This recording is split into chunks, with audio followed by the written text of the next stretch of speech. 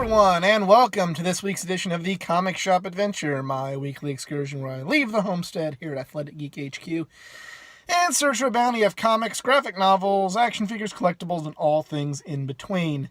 What stood out from last week's pull list? For all the grief and all the ups and downs that I've given Tom King and his Batman run, this latest issue that came out last week, really amazing. Just a really, really good story where it's pretty much the inner monologue of Batman when he's in one of those death traps, and I thought it was like fantastically written, just an amazing idea, just so good. I mean, I encourage you. It seems to be the one-off or the beginning of a new story arc, so if you haven't been reading, Tom King's Batman, or if after the wedding bait and switch you were turned off and you didn't want to read it anymore, I highly suggest you pick at least this issue up, just because I thought it was just exceptional.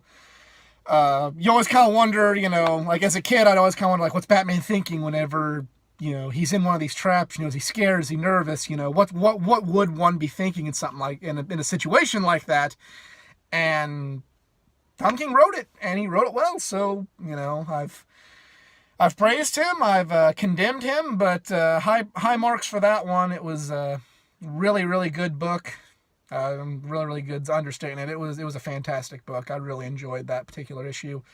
Thor was very, very good, as it leads into this new story arc and everything. And Justice League was well written, with more of the Hawk World kind of stuff. Just kind of, it's the previous story arc with in the Scott Snyder Justice League run reminded me of like kind of updated, Super Friends, not like quite as campy, but just like with the bad guys and everything. I just kind of like, hey, it's like Super Friends, grown up. This is like the Justice League cartoon that I watched, more grown up too. So a lot of really well-written Justice League stuff from Scott Snyder. You've heard me praise that book a whole lot. So, just those are the three that really stood out for me. Everything on my pull list was fairly good. Even Uncanny X-Men, which I've been disliking, it was all right. It survives another week as part of the bounty, unless they sell out. So, last week's a pretty solid week for comics, but I will see you when I return to the homestead with this week's Hey everyone, bounty. I am back here at the homestead at Athletic Geek HQ, and I've got kind of a smaller bounty this week, but it's full of a lot of great books, so let's get started with the book that you've heard me browbeat, but it's staved off the chopping block, at least for another week.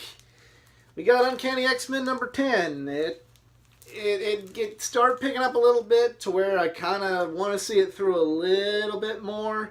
It's definitely not out of the woods. It could get cut like that. Still hasn't been one of my favorite X-Men stories, but it's not been too bad, at least last couple issues. So it's, I'm still talking about it. So they did something right. And yeah, hopefully it keeps up so I can keep a good X-Men team book on my pull list. From there, we go to The Batman Who Laughs, number 2 of 6. And, it's just kind of a different take on Batman. You heard me praise Scott Snyder. And, some people like, some people don't. It's an alternate universe, so it's not canon. It's not too terribly bad, but, it's I liked issue 1. We'll be a 6-issue miniseries. Hopefully it's be a fun Batman story. So, The Batman Who Laughs, 2 of 6. Staying on the Batman plane, we have Detective Comics number 996. And Peter Tomasi's done a really good job with this book so far. And, the Two-Face arc was decent, and we'll see if the momentum can continue as they count down to 1,000 issues of Detective Comics. Detective number 996. From there, we go to The Flash number 62. And, you know, the last Flash issue wasn't one of the better ones, but it's still consistently a really, really good book, and gonna have some more mind control stories, but not with Grodd, which I find kind of interesting that they're going to have another villain for the Flash with mind control and telepathy and telekinesis, but it's not Gorilla Grodd, so we'll see where it goes from there. But yep, Flash number 62, and while they're not always home runs, they're always a base hit with the Flash, at least. From there we go to Hawkman number 8, and it looks like it's kind of an alternate, another alternate universe book, or at least a past tale of a Thanagarian, type hero from Krypton, or something completely different. But the cover, you can get a good look at that on camera. It says the secret hero of Krypton. It has me believing there was somebody from Hawkman's planet that migrated to Krypton or something. I don't know what's going on, but I'm interested. Confused but interested. So, it's been a pretty good book so far, and we'll see if the momentum can continue. From there, we have Justice League Dark number 7. Another really good Justice League book, but just, different than the Snyder run, because it deals with the more fantastical stuff.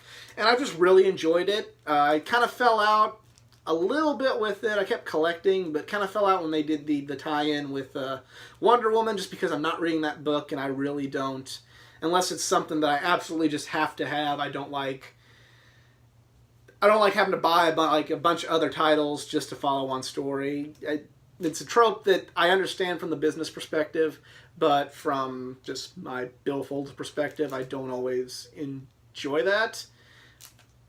I've done it before. I've bought X-Men books, titles that I wasn't reading to tie into others, and Avengers books and whatnot. Batman books. It happens, and it's never going to stop because it's a proven moneymaker. But that's when I kind of fell out of Justice League Dark. But, it's still a good book. It's still worth reading, and I picked up issue 7. So there you go. From there, we go to Superman number 7. And, yeah, honestly, I'm going to be honest, Superman's just kind of been going a little under the radar with me. The Superman title. Now, action I've been kind of enjoying and kind of been sticking with me a little more. I'm going to be honest, I can't tell you what's happening in this. It's not really standing out to me too much. I probably put it down and go, that was that. But it's not really setting the world on fire. And I feel that Action Comics is probably the better Superman book. Maybe Bendis is spreading himself too thin writing 2 Superman books. I'm not sure. But, I'm not going to tell Brian Michael Bendis, what he can and what he can't write. He's getting ready to take on more books, so we'll just see what happens. I'm a Bendis fan. Maybe too thin in my opinion. I might be off base. I ain't gonna tell Comics Legend how to do his job. So, Superman number 7. And then finally, we go to Titans number 33, and yeah, very Raven-centric story arc kind of going on. With the help of Kyle Rayner, as I stated in the past, I thought that I would end up being done with this book after they got rid of Dick Grayson as part of the team to kind of go do his other story arc that's taking place in Nightwing right now. But it's been good so far. Another one of my favorite Lanterns has been placed in there. I really like how he works with the rest of the team, and it's just an interesting story arc, and I'm digging it. I really, I thought I'd be chopping this book without Nightwing being on it, but it's as of now it's still firmly in my pull list. So Titans number 33. And that is it for the bounty this week. Let me know what you picked up from your local comic shop in the comments section below. If you enjoyed this video and like to see others like it, please subscribe and check out other videos. Give this one a like and a share if you enjoyed it. Go like the Facebook page at facebook.com/athleticgeek89 for more content, not just from the world of comic books, but from the world of pro wrestling, gaming, and all things geek culture. Also, be on the lookout every Thursday for my collection comic of the week that is exclusive to my Facebook page. But till then, I'm out. Y'all be cool.